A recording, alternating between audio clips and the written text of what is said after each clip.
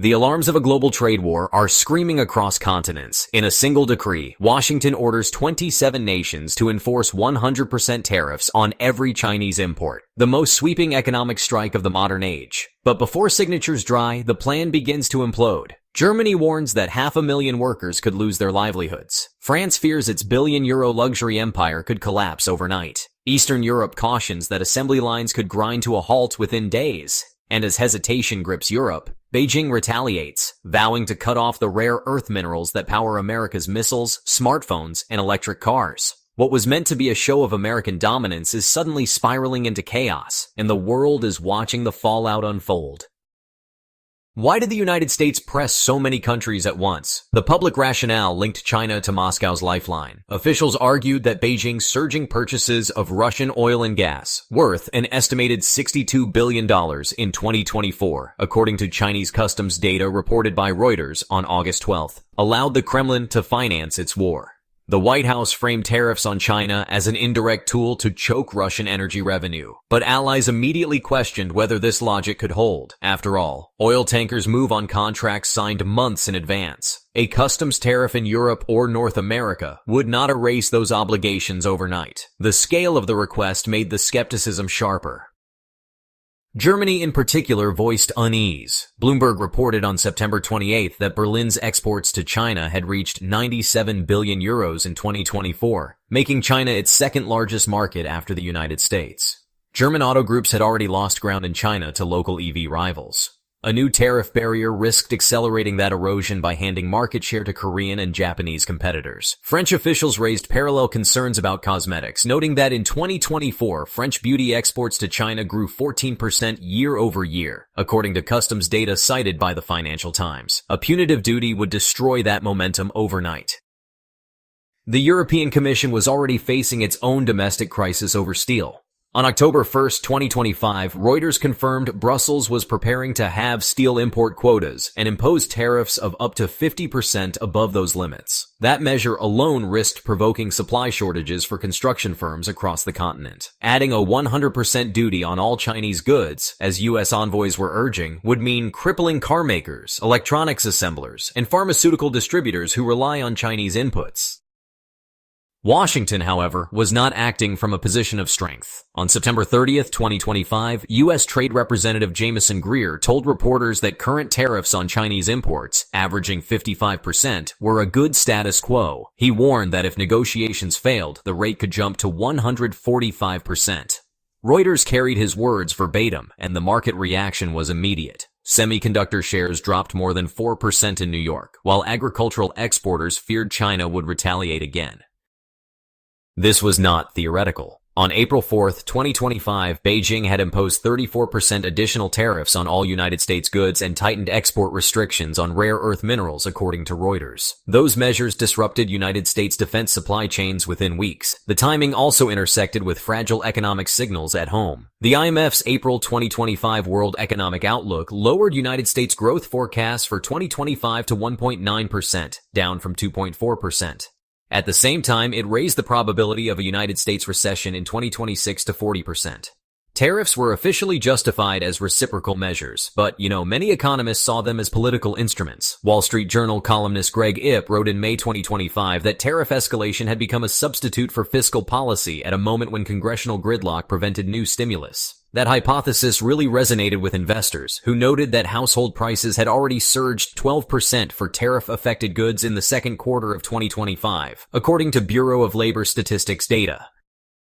China, meanwhile, demonstrated both resilience and caution. When the United States raised duties to a historic peak of 145% in early May, Beijing did not respond immediately. Instead, it waited until negotiations in Geneva on May 12th.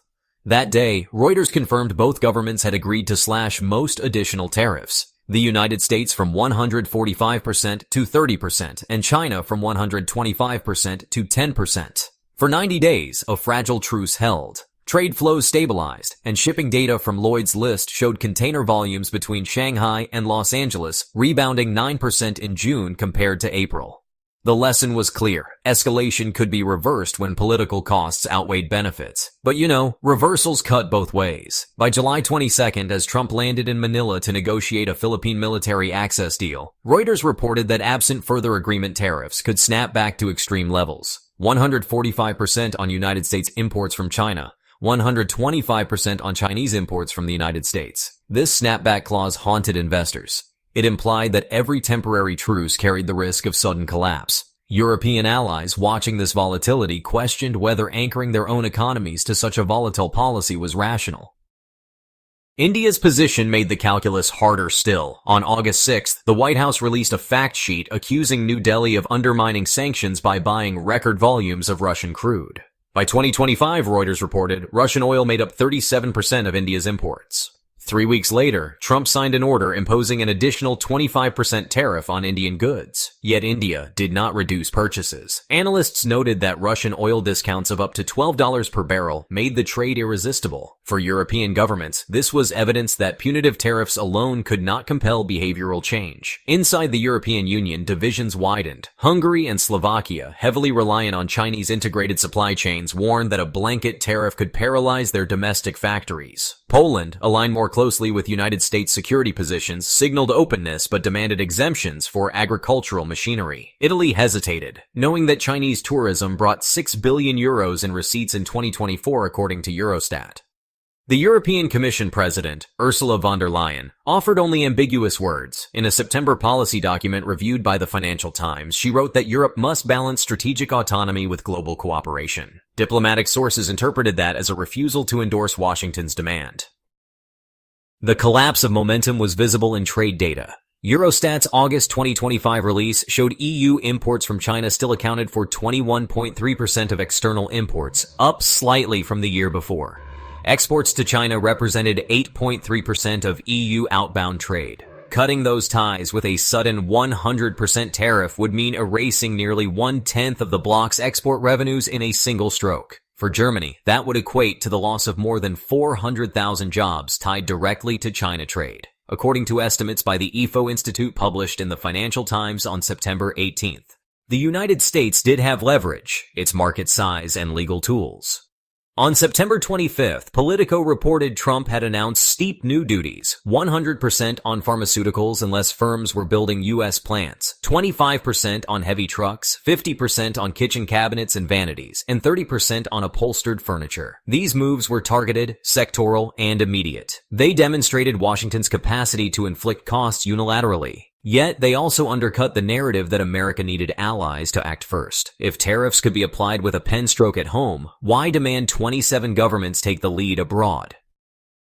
That contradiction eroded credibility. European officials speaking anonymously to Reuters on September 29th said they doubted the U.S. request was serious. One described it as performative pressure, meant to signal toughness rather than produce a real coalition. Another argued that Washington's true aim was negotiating leverage with Beijing, using the specter of a united front as a bargaining chip. In that interpretation, the collapse of the plan was not failure but function. The threat had served its purpose. Still, threats carry costs. China accelerated outreach to Latin America, announcing in late September a $10 billion credit line for infrastructure projects in Brazil and Argentina, according to Bloomberg. At the same time, Beijing deepened its swap line with the Bank of Thailand, boosting yuan liquidity for regional trade. By diversifying partners, China reduced vulnerability to Western tariff coordination. This adaptation really underscored the limits of coercion. By late September, the question was no longer whether 27 countries would align on 100% tariffs. They would not. But what the fallout meant for global order. Investors braced for more fragmentation. The WTO warned in its September trade outlook that global merchandise trade volume would contract 1.2% in 2025, its steepest decline since the pandemic, if tariff barriers persisted. The OECD, in a parallel forecast, cut projected EU growth to 0.8% for 2025, citing escalating trade restrictions as a primary risk. At the White House, officials insisted the strategy remained intact, yet court filings suggested fragility. The FT reported in late September that challenges to Trump's use of emergency powers under the International Emergency Economic Powers Act were moving rapidly toward the Supreme Court. Greer, anticipating limits, argued that alternative statutes like Section 301 and Section 232 would keep tariffs alive. This legal maneuvering revealed just how contested the tariff apparatus had become within the United States itself. The collapse, then, was multi-layered. The external coalition crumbled because allies balked. The internal mechanism faced judicial uncertainty, and the global market response showed that even floated threats triggered capital flight. The Dow fell 2.1% on September 30th, its worst single-day drop since March, after reports of the U.S. outreach to allies. Commodity prices spiked. Copper gained 3% on expectations of disrupted Chinese supply, while soybean futures dropped on fears of Chinese retaliation. By October 1st, diplomats acknowledged reality. The 27-nation tariff front had dissolved. Europe would pursue narrower steel quotas. The U.S. would escalate selectively. China would retaliate with calibrated moves. The global economy, caught between these oscillations, faced uncertainty as structural condition rather than temporary disturbance. And in the end, the world is left with a haunting image, not of triumph or unity, but of emptiness. A long table in Brussels, chairs unoccupied, microphones dead, papers unsigned. The grand coalition that was meant to reshape global trade dissolved not in confrontation, but in silence. No speeches, no signatures. Just the echo of what might have been. And from that silence rises a single, unsettling question. If America can no longer bind its allies to war through tariffs, and China can't be contained through coercion, has the age of economic warfare become nothing more than mutual decay, power eroding, influence fading, and victory belonging to no one? We're glad you're enjoying this video. Please like and subscribe. Check out another video that is now on your screen.